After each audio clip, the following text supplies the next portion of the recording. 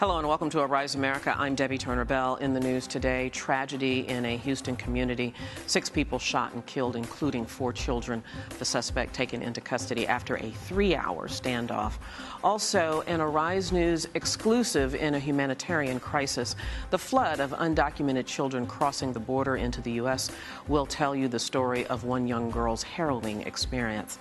And the Los Angeles Dodgers required to pay $14 million in damages for injuries sustained by a man brutally beaten in their stadium.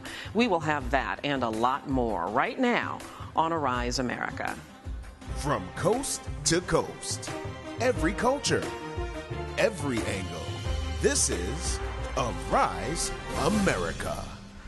Authorities in Texas charged a man today with the shocking murders of 6 people.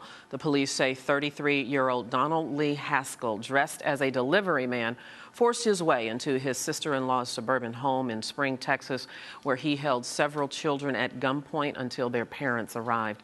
Haskell then shot and killed 4 of the children and the 2 adults. A lone survivor of the shooting, a 15-year-old girl, called 911.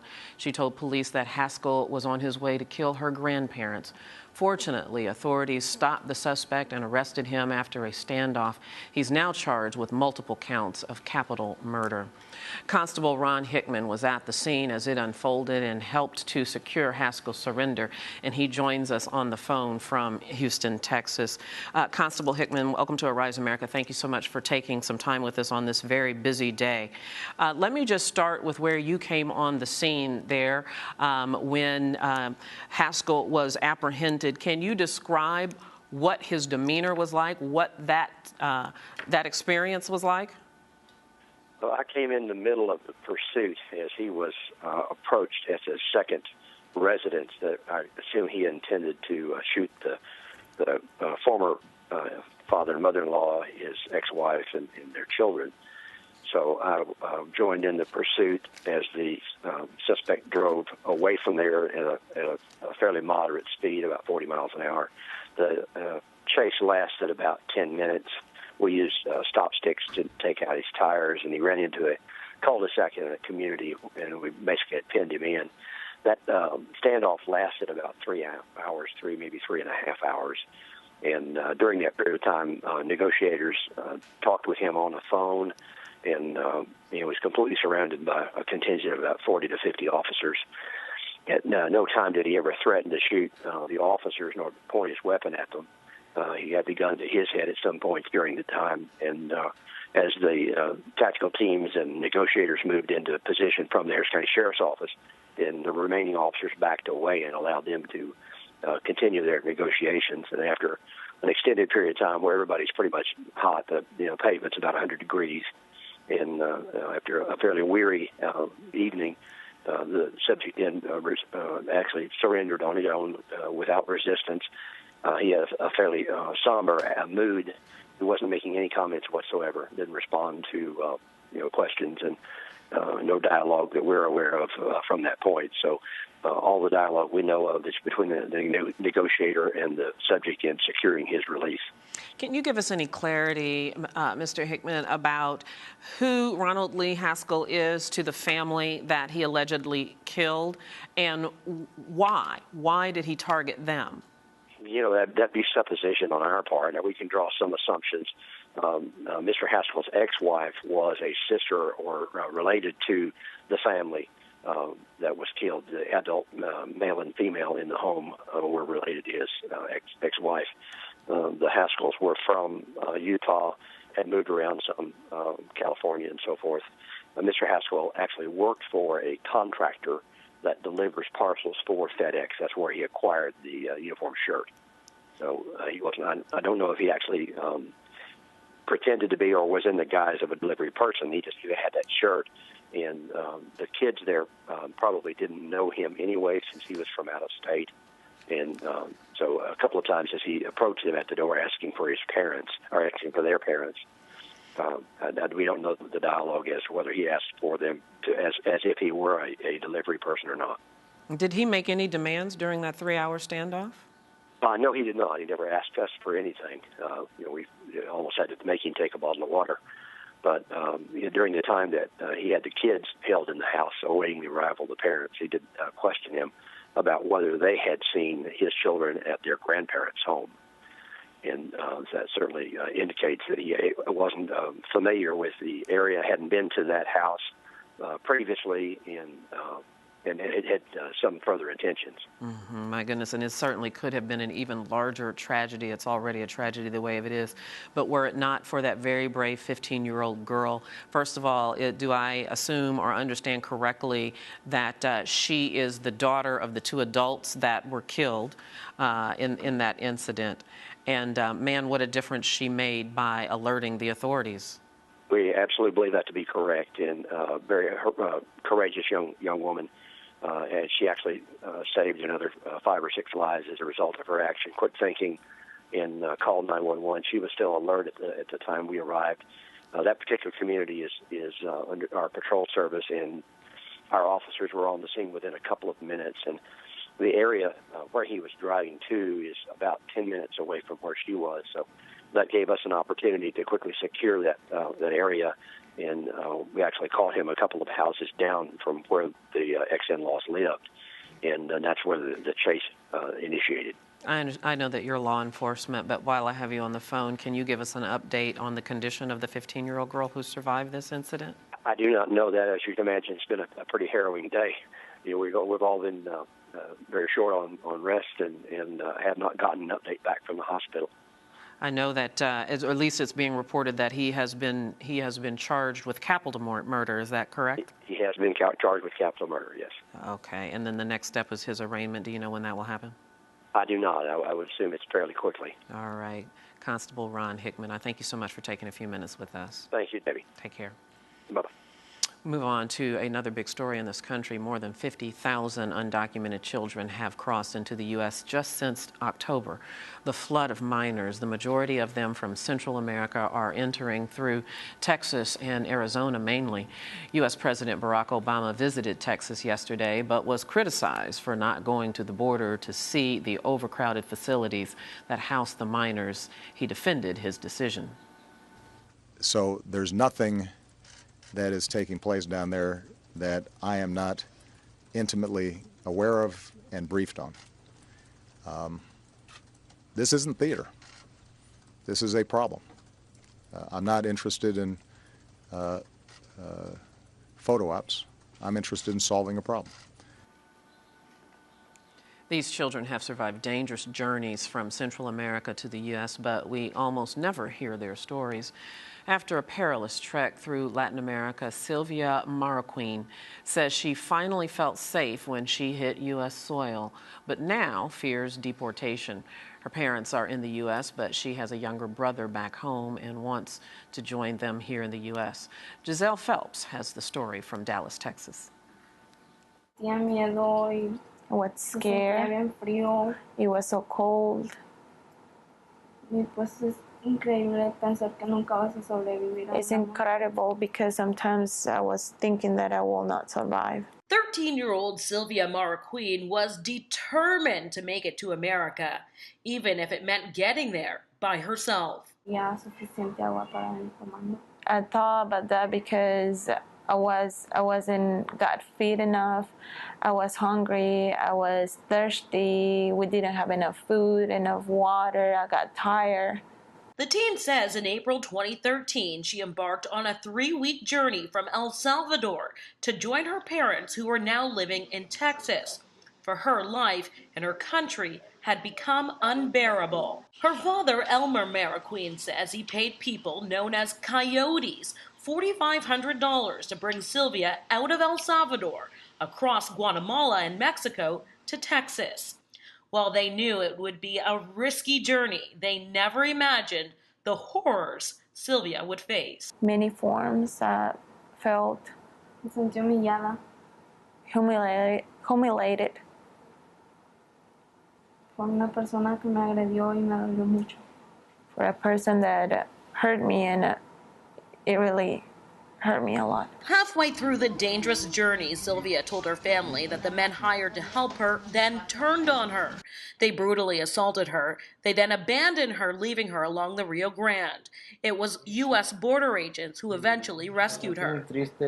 I feel very sad when she told me that she was suffering during the journey. But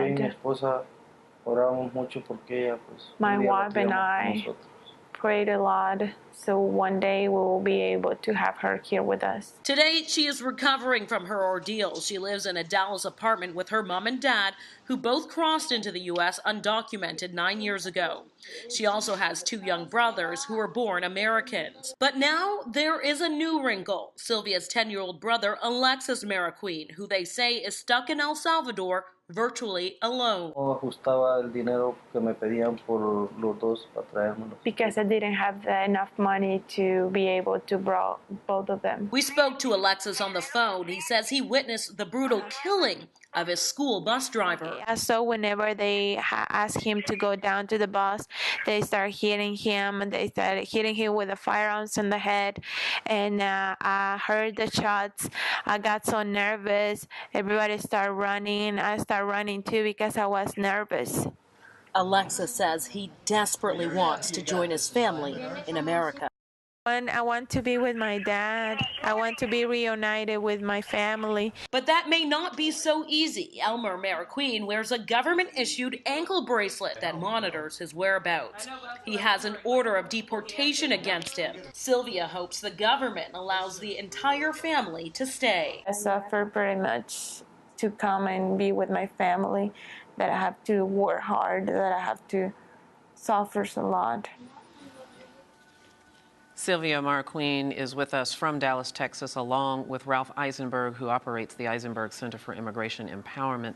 And also joining us is Reina Ruiz, who is also with the Eisenberg Center, and she is helping us as an interpreter for Sylvia, who speaks Spanish and not English. Welcome to all of you to Arise America. Hi. I want to start with Sylvia, if I may. Sylvia, let me ask you, first of all, you had a horrible experience getting from El Salvador, but you did make it to the U.S. Was there a moment during that journey where you thought you would not survive, that you wouldn't make it? Silvia, quisiera preguntarte qué es lo que sentías, qué era lo que tú pensabas que en algún momento no ibas a lograr llegar hasta acá, hasta los Estados Unidos. Pues tenía mucho miedo. I was so scared. Y pues porque caminé mucho. And because I walked too much. Sufrí mucho. I suffered too much. No tenía suficiente agua. I wasn't having enough water. No comía mucho. I didn't have enough food. Fue una experiencia muy dura para mí. It was a hard experience for me. Que pensé que llegaría a morir. That I thought that I will die. Let me ask you this, Sylvia, now that you're here in the U.S., what are your hopes for your life and your future? Ahorita que estás aquí ya en los Estados Unidos, ¿cuáles son tus esperanzas, tus sueños? ¿Qué es lo que quisieras hacer aquí en los Estados Unidos? Tener una educación. I would like to have a good education. Ser abogada. I would like to be an attorney. Y poder ayudar a todas las personas que necesitan ayuda. And I would like to help all the people that will have any issues or problems. The truth is, Sylvia, that there are Americans who do not want young people like you, illegal immigrants in this country. They are protesting right now to try to get the faster deportation of illegal immigrants back to their home countries. How does that make you feel to know that? And what do you want them to know about you and your experience? En este momento, Silvia, hay personas que ahorita están protestando por todos estos niños que están entrando aquí al país. ¿A ti qué te gustaría decirles? ¿Qué te gustaría que ellos supieran acerca de esta travesía? Para empezar, que First of all, nos den la oportunidad de quedarnos acá. I would like them to give us the opportunity to stay here. Porque sufrimos mucho para llegar acá. Because we suffer too much in order for us to go all the way over here. Habemos algunos niños. There are so many children. que no sobrevivimos that do not survive cuando venimos para acá. when they make the trip to come all the way to the U.S. Y yo les quisiera decir And I would like to let them know que les den una oportunidad para que ellos puedan ser unos jóvenes más educados acá. if they can give them an opportunity to get an education. Well, you are a very brave young lady, Sylvia. I want to turn to Ralph Eisenberg, who's standing right next to you. Ralph, you're not an attorney. I don't think you necessarily have a background in working with immigration or the government. How do you get involved in advocating for these people who are escaping horrendous situations, looking for relief and asylum in the U.S.? I'm a first-generation American who lost two-thirds of his family during World War II, Nazi Germany. And what I'm seeing today happen in this country closely resembles what happened during that time. And I'm also seeing blatant violation of constitutional law that needs to be corrected. If someone doesn't stand up and correct it, the next victims will be us, the U.S. citizens. In the case of Sylvia, she clearly is an innocent child who has accomplished an amazing feat. And to even think about sending this child back to a country that is perhaps one of the most dangerous places on the face of the earth is unthinkable. We're Americans. We're better than that. And personally, I don't think that President Obama needs to come to Dallas, Texas, or anywhere else in Texas to figure out that he needs to talk to the Congress and do something. Ralph, and I know this will just be speculation on your part, but what do you think will happen with this family? Sylvia's father is facing a deportation order. Her brother is stuck back in El Salvador. What does their journey look like? We're going to do everything humanly possible to get that 10-year-old boy up here as quickly as possible. What is so sad is that the El Salvadorian government has given me permission in writing to go get that child, and I could have him back in 8 hours' time. 8 hours, and his problem would be solved, and he would be with his 5 family members. It's the United States government, and particularly the ICE office here in Dallas, Texas, that's preventing that from happening. And they're really not giving a good excuse as to why that can't happen. I can't solve the problem of 70,000 or so kids on the border. But as I always say in our organization, we can save one starfish. And this starfish in El Salvador is easy. I'll go down there on my money. I'll go get him. I'll bring him back. He can join his family. As far as Sylvia, I can tell you, she's going to be fine because we've gotten her into some of the finest schools, counseling offices, her family, the parents are hardworking, and it's more like a holistic approach to how you teach, how you handle immigrants. Let me turn back to Sylvia, if I can. Excuse me for interrupting you, but I don't want to run out of time. Sylvia, you're in the U.S. now. How do you like the U.S.? How's your experience been? Silvia, ahorita ya estás aquí en los Estados Unidos. ¿Cómo te gusta? ¿Cómo te sientes ahora ya estando aquí? ¿Qué es tu experiencia? Pues me siento bien. I would like pretty good. Pues para mí es un estado muy bonito. For me, it's a pretty good state. Porque tiene una educación mejor como la que no tiene El Salvador. Because the education is better than in El Salvador. Y pues acá uno puede cumplir la educación que uno quiere. And in here you can have the education that you will like. Y me siento bien I will feel pretty good porque creo que voy a ser la primera miembro de la familia because I am going to be the first generation of my family que voy a estar en un colegio who is going to be and go to college. y voy a tener una educación mejor. Sylvia Marqueen, Ralph Eisenberg, and Reno Ruiz, we thank you all for being here on Arise America. And you are watching Arise America.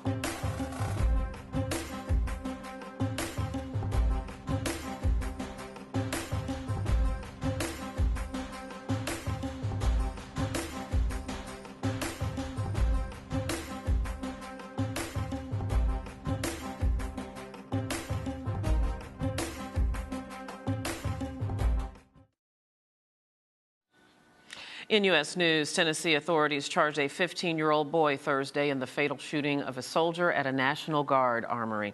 He faces one count of criminal homicide and is being held without bond. Investigators say that Christopher Farrar gained access to the armory in Lobelville late Wednesday and shot Sergeant First Class Michael Braden. Braden died later at a hospital. Authorities arrested the suspect at his family's home.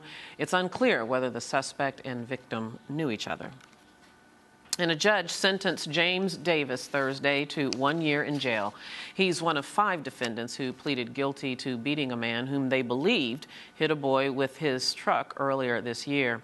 The court sentenced 2 other defendants. One received a 6-year sentence and the other defendant received 3 years probation. And a cleanup effort is underway in the Northeast where deadly tornadoes took lives and destroyed property. A tornado killed 4 people, including a 4-month-old baby girl in the upstate New York town of Smithfield. About 14,000 utility customers across New York are still without power. Officials also confirmed that at least 2 tornadoes touched down in Pennsylvania, where thousands of people remain in the dark. And wildfires forced authorities to order the evacuation of nearly 100 homes in Washington state. They've also alerted scores of other residents to prepare for an order to evacuate. The fire broke out Tuesday at Mills Canyon and has burned nearly 10 square miles. Firefighters are working to bring several other fires under control as well. Well, a diplomatic firestorm could be brewing. The German government ordered the CIA's top officer in Berlin to leave the country. Rise News Washington correspondent Colin Campbell joins us from our nation's capital with more on this. So, Colin, hey, it's good to see you, but let me just ask you, is there any explanation from German Chancellor Angela Merkel on this decision? Well, there's no direct statement from Chancellor Angela Merkel, but from the German government there is, and that's because this is happening just after it was found out about American CIA operations in Germany. This is what we reported to you not too long ago when it was discovered that the CIA was trying to recruit a German official in order to do U.S. spying. Not only that, we do remember the revelations made by Edward Snowden, who said that the National Security Agency was spying on German German officials, including Chancellor Angela Merkel. So the spokesperson for the government, Stefan Siebert, said that this is because there is the lack of trust now that Germany has for the U.S., and any future collaboration on spying would have to be done on a basis of openness and trust. We've also seen this fallout happen with the telecommunications company Verizon, which is also, its operations have also been forced to shut down in Germany, or they'll be winding down over the next several weeks as there is a serious lack of trust. And, of course, this is happening between governments and it looks like the private industry as well. Indeed. Well, is there any indication, Colin, from the State Department insiders on what kind of problem this might cause for the U.S.? Yeah, this would definitely hamper spying operations on a global scale. If you look at terrorist organizations and their activity, as they say, two heads are better than one, or if you want to use that analogy, or a team effort, it's always better to have a team player when you're looking at some of these operations and some of these issues. The U.S. and Germany had a strong alliance. They've been long allies looking at terror activity around the world. They also look at the Iranian nuclear program and how that's developing. So these operations, in order to spy or monitor what's happening around the world, could be severely hampered because of this fallout. Let's change subjects. Of course, our viewers will remember Sergeant Bo Bergdahl, who was the only POW released in Afghanistan. A military brass said today that they unanimously support Obama's decision to trade the soldier for terrorists. Will this finally quiet some of the critics?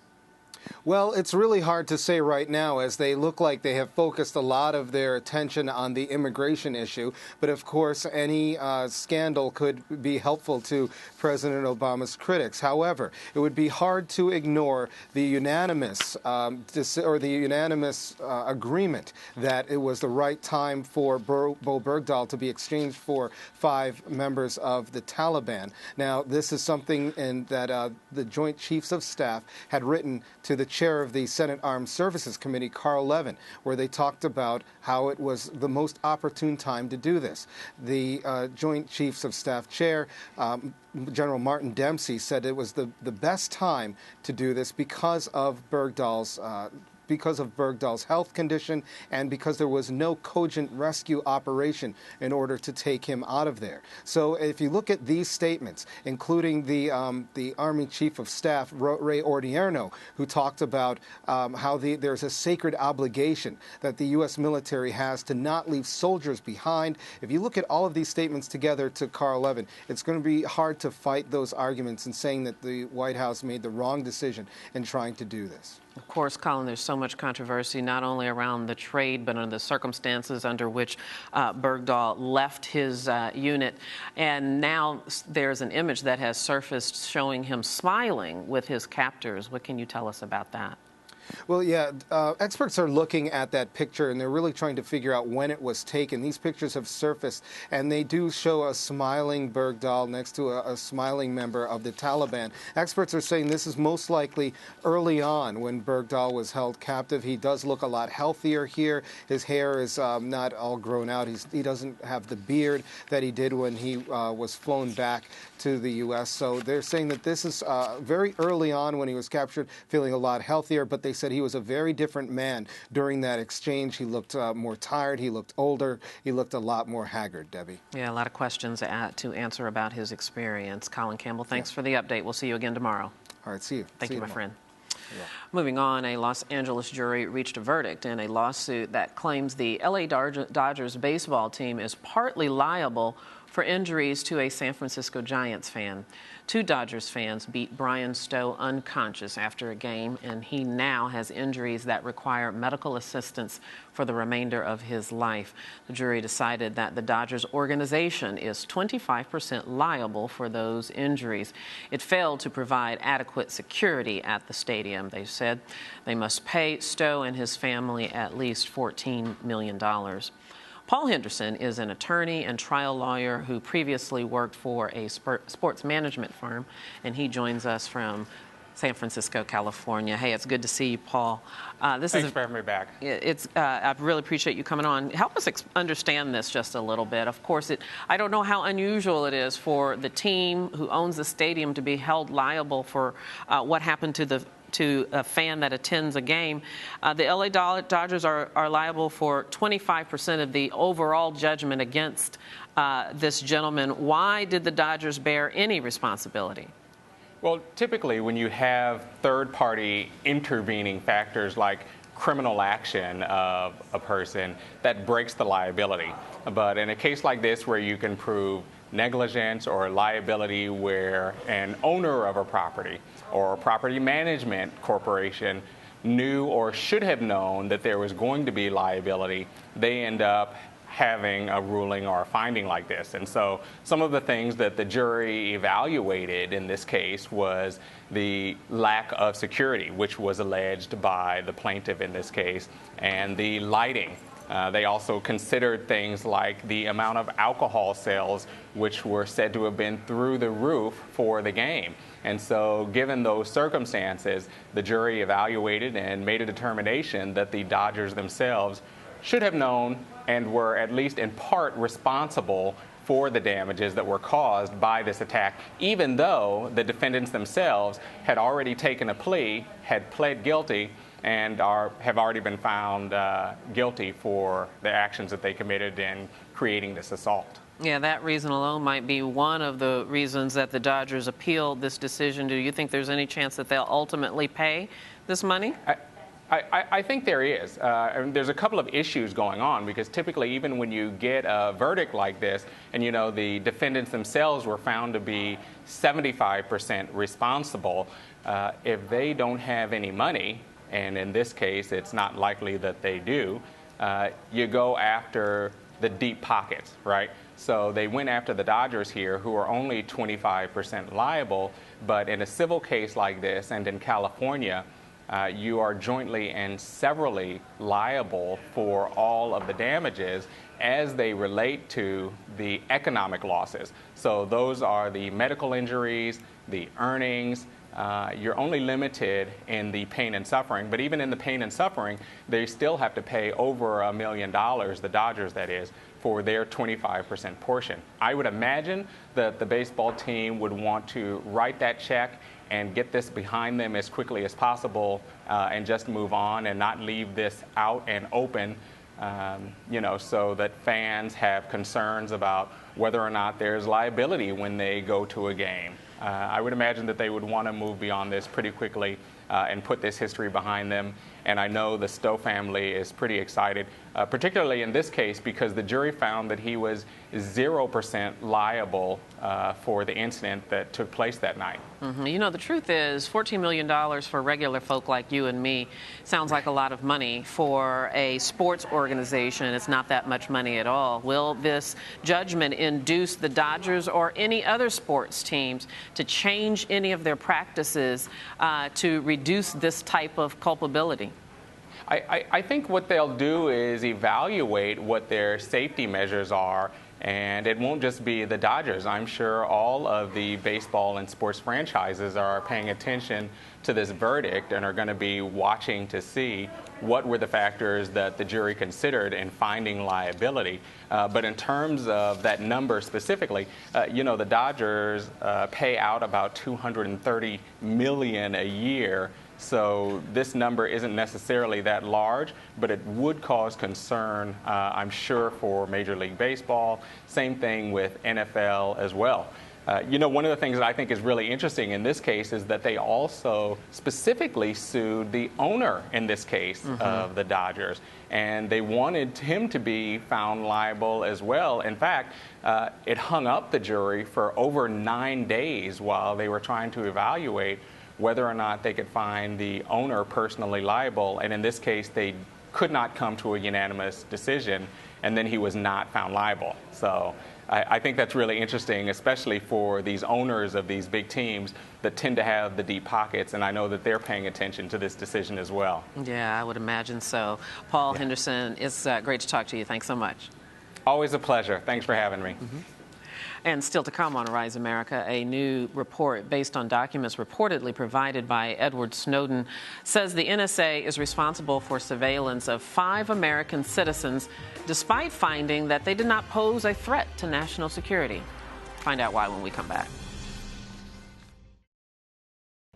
If I was building my own network, it would be for the people, by the people. It would be very diverse. It would be with every culture you can think of. If I was to start my own news network, it would reflect positive and negative within the continents and the countries around the world. I think that I would be more looking towards young people. If I were to build my own news network, it would look like New York City. Old, young, fresh, hip, classic. If I was to build my own news network, I would just have people from all over who are very connected and diverse. If I was to build my own news network, my own world network, I would love a correspondent in every country, every location, every city. I mean, it's kind of unrealistic, but how cool would it be to get local stories from the impoverished country, the impoverished city that we don't know about? Arise News, every culture, every angle.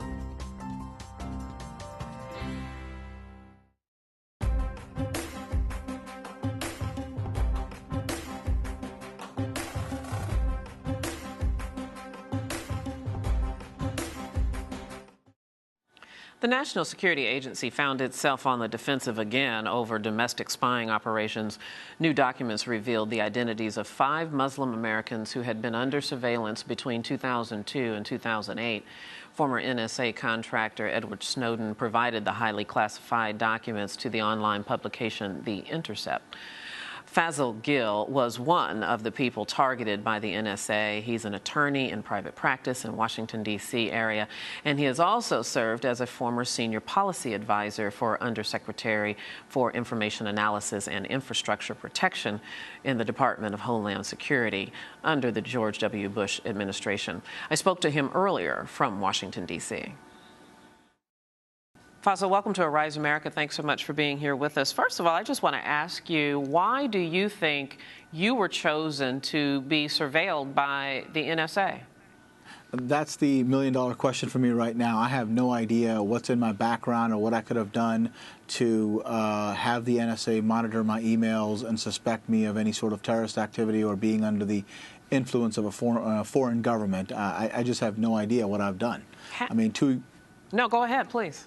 I was going to say 2 years, prior to them monitoring my emails, I worked in the government. I had a very high security clearance. I worked at the Department of Homeland Security, and then since I left, all I've done is just practice law, and I just don't know. That's my biggest curiosity.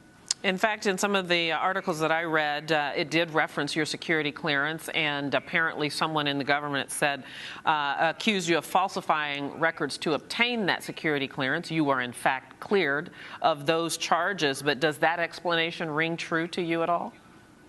I think that maybe goes to explain why somebody in the government always wanted to monitor me.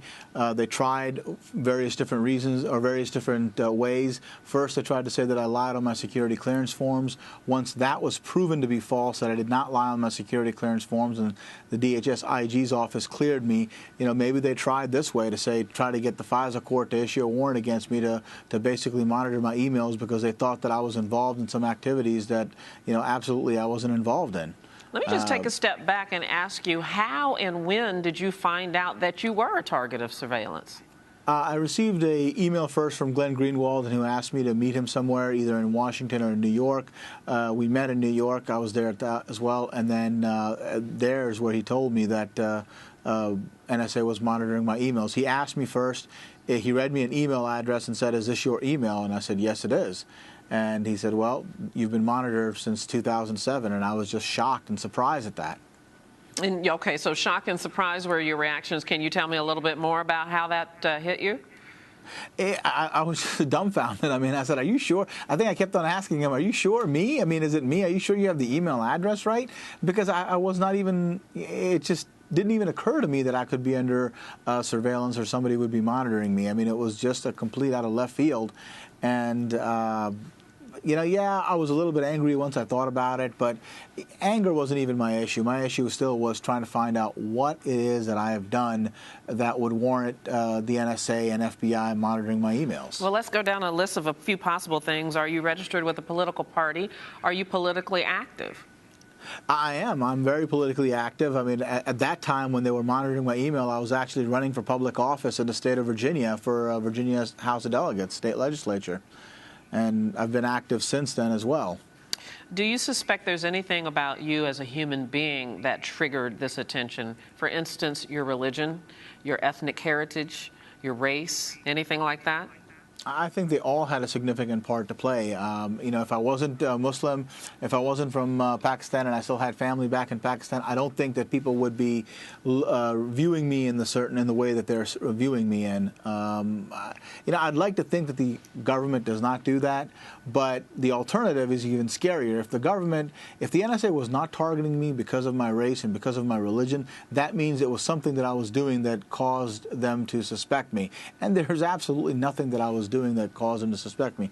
The only thing that I can figure out that I've been saying is I was involved with a law partner. I had a law partner who's also on the list as well, Asim Ghafoor. He was representing people who were on the terror watch list, and he was also at that time representing the government of Sudan, which I assisted him in that representation for a little bit. That's the only thing that I can think of. But if that's the case, that's even more ridiculous because there were several large law firms that were representing the same people that Asim was representing, and there was a huge U.S. law firm that was representing the government of Sudan at the same time that we were, yet they're not being monitored, and Asim and I were. So that's the only possible explanation that I can offer. So, Faisal, what do you think should be done about this, and do you think the United States government owes you an apology? You know, I don't know. Yeah, I guess in a more sense it does. They should say, hey, look, or at least at the very least, they should put out a statement that says, I was not doing anything wrong. You know, I should not be suspected of anything. Because what it is right now is you've got a lot of people thinking, well, if the NSA was monitoring him, maybe he was up to something and they just didn't catch him or something to that effect. But what I really think needs to happen is Congress needs to exercise its oversight authority and put in safeguards so the NSA does not do that to any other people. All right, Faisal Gill, thank you so much for coming on and telling us about your experience. Thank you very much for having me. Time now to take a look at the other news capturing headlines around the globe in our Arise News World Wrap.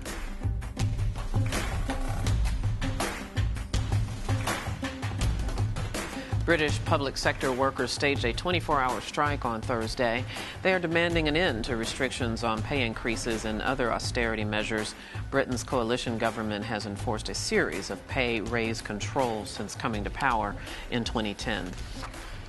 Also in the news, the likely winner of Indonesia's presidential election warned against ballot tampering on Thursday. Nonpartisan pollsters put Jakarta's governor ahead of his rival in a close contest. The Election Commission will announce the official results on July 22nd. And we have some good news from Australia. A young humpback whale that was beached for 2 days is free. The whale is now swimming in open water. It became stranded on a Gold Coast beach on Tuesday, and several attempts to refloat it failed. But finally, he's free. And that is the Arise News World Wrap. Still to come on Arise America, President Obama tells Israeli Prime Minister Benjamin Netanyahu that the U.S. is willing to negotiate a ceasefire between Israel and Hamas. We'll have a report from Jerusalem.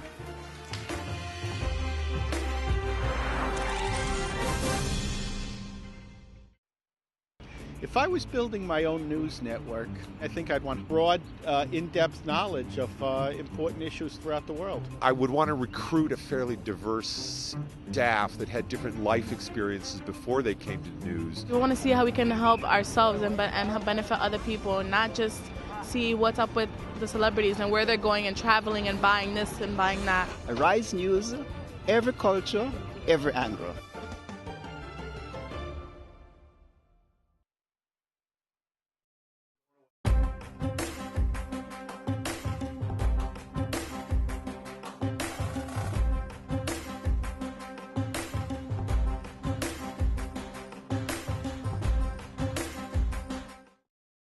The exchange of missile strikes between Israel and militants continued today.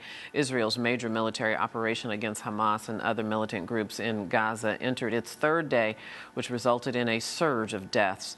Palestinians held a funeral for 8 members of a family who died from an Israeli airstrike. Israel did not immediately comment, but says its military offensive is aimed at stopping rocket fire on Israeli cities. For more on this story, we turn now to Arise News correspondent Laura Burden, who joins us from Jerusalem. Laura, Israel has said that they have escalated and they will continue to escalate their offensive until these rockets stop. Just give us a rundown of the latest. Well, this has become a real war of attrition between Hamas, the Al-Qassam brigades in Gaza, and the Israelis.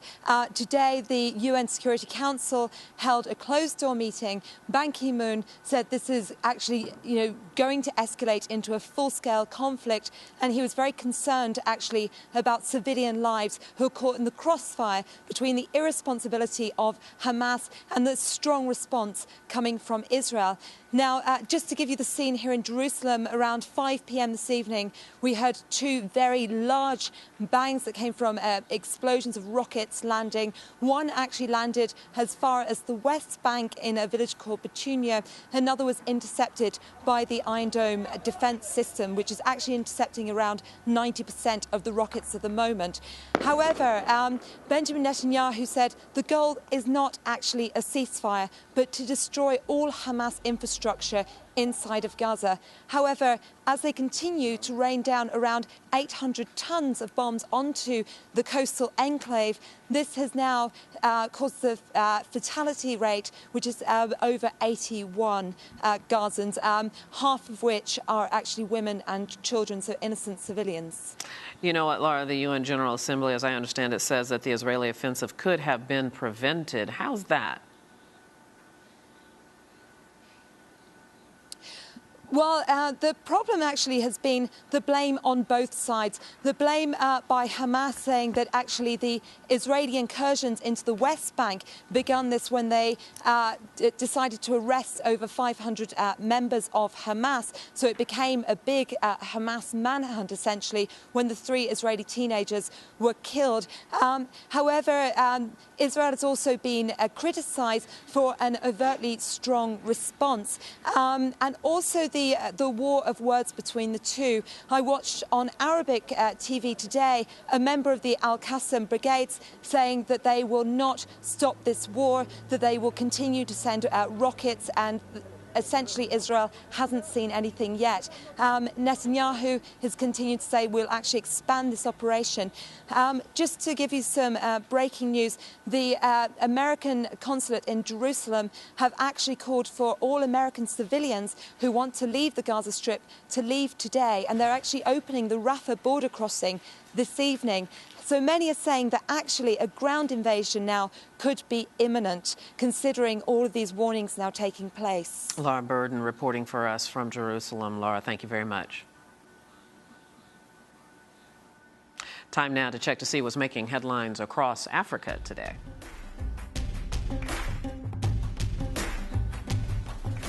South Africa's Justice Minister delayed his decision on the parole of a white apartheid-era death squad leader. He wants to give victims and their family members the opportunity to participate in the parole hearings. A court sentenced Eugene de Kock to 212 years in prison for torturing and murdering black activists. He became eligible for parole after serving 20 years. The organization that oversees international soccer suspended Nigeria. Ban means no Nigerian team can play internationally. This stems from the allegation that the government interfered in the decision to dismiss the Nigeria Football Federation's executive committee. Government interference in these matters is forbidden. And the French defense minister visited the Central African Republic to urge rival militias to end the violence. Many are hoping that upcoming regional peace talks will halt the fighting, which has claimed thousands of lives and displaced some 4.5 million people. France has deployed 2,000 troops to its former colony to help stem the sectarian conflict. And that is the Arise News Across Africa report.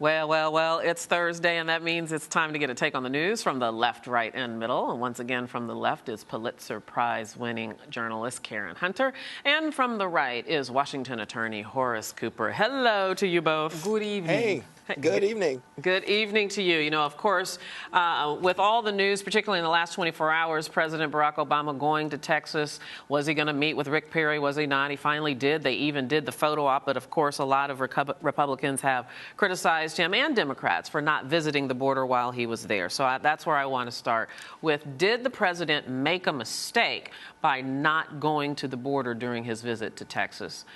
Karen, I'll start with you. No, he did not. And as he pointed out, he's more interested in solving the problem than a photo op. He said, this is not theater.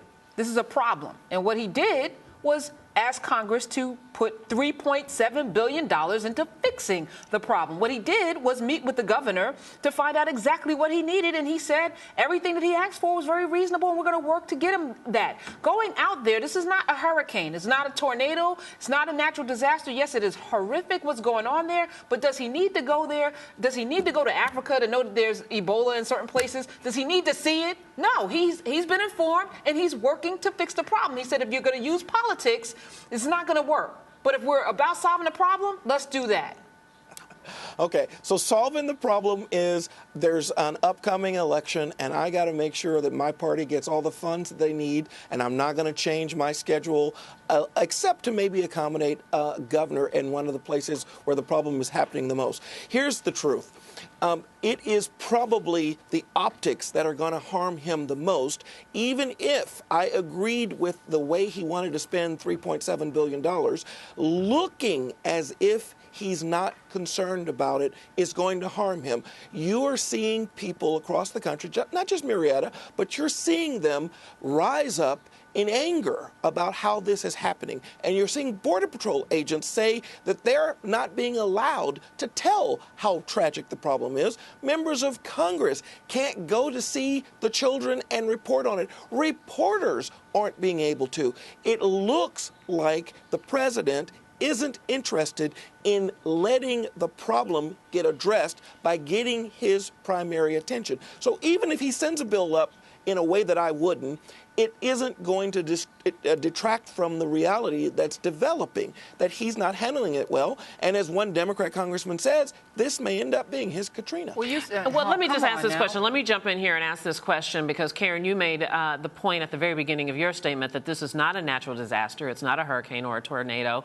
But if we will all remember, George W. Bush was highly criticized because it took him a while to go down and view the damage of Katrina. Debbie. I understand that, but there are also children and adults that are dying on this trek from Central America to the U.S. Right. So are they Americans? How is that they're human? How is this different for the president? Karen? No.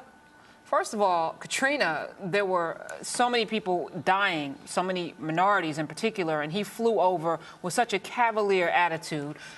Good job, Brownie. We can all go through that. He mishandled this. This president is putting $3.7 billion into fixing the problem. He's not sitting there with his hands in his pockets saying, wow, this is a good job being done there. He says there's a problem. I know there's a problem. I've been informed about the problem. I don't need to go there to have a photo op for everyone to know that there's a problem. Let me fix the problem, and let's not make this into a political thing, which is what is being done. And Horace, you just said it's more of the optics, not what he's actually doing. It's the optics that will cause him a problem. So don't send me flowers. Love me every day, and that's what the president is doing. Well, speaking of fixing the problem, of course, we've talked about. Hold on, I want to move us forward with this, and you can get your point in with this part of it. The president has asked Congress to approve $3.7 billion. Both of you have already mentioned this. So my question to you is, even if the Congress approves this full amount, where is it best used? Horace, go ahead. This amount isn't going to be, if the president gets his way, we're going to be misusing this money. The president, during Katrina, Mr. Bush, made a mistake in not appearing to care. In fact, he directed resources. In fact, he signed legislation to send funds, but it appeared that he wasn't paying the kind of attention that he needed to. And this is the problem that the president could have avoided by heading straight into this. Now, to say that because these minorities aren't Americans, that doesn't direct us to give the same kind of attention to it. Well, there is a difference. I think comes across as callous. The other point here is, if I were trying to spend these resources, I'd cut it in half, but I would send some of the funds to those countries to try to help them solve some of the reasons that cause these people to come. I would bolster the Border Patrol forces, and I would see to it that we change the law so that we minimize the likelihood that people think coming here is going to be the resolution to their problem. The last thing is the only thing that you said that absolutely made sense, other than the callousness. But the callousness actually arises from the Republican Party. They've been callous on this issue all along. They've been mistreating people all along. Look, you have people bearing arms, shooting people as they're coming across. Karen, so there's a fundamental xenophobia that exists in that region, Karen, that we're not even talking about. At least this president is putting $3.7 billion into attacking the borders and making sure that they're being secure. And I absolutely agree with you on the last point that you made. That's not what his bill does, but it's a good try to pretend that this border crisis is a reflection of either the Republican Party or the American people's views generally. No, it's a reflection of our horrible laws. That's what it is. The criticism that's going is that the president isn't showing the kind of attention. That isn't the kind of thing that you say if you don't care. This problem didn't happen in 2008, Horace. This problem's been going on a very long time, especially under the president that you just mentioned, George Bush. So you're acting as if it just popped up. At least he's doing something to fix it. And you want to cut the money in half? Come on. Karen, to say that the president announced this week that he wants to spend $3.7 billion is fixing it, is to then admit that for 6 years you've done nothing. I'm not suggesting that. What I am suggesting is a problem has become so severe, the crisis level has risen to such a degree that lots of people are paying attention to it. One way sending babies across the border is a new thing, is right? to go there. Well, yeah, and just from my perch in the middle, I'll just bring the clarity that, yes, a lot of people are paying attention to this and taking note of this.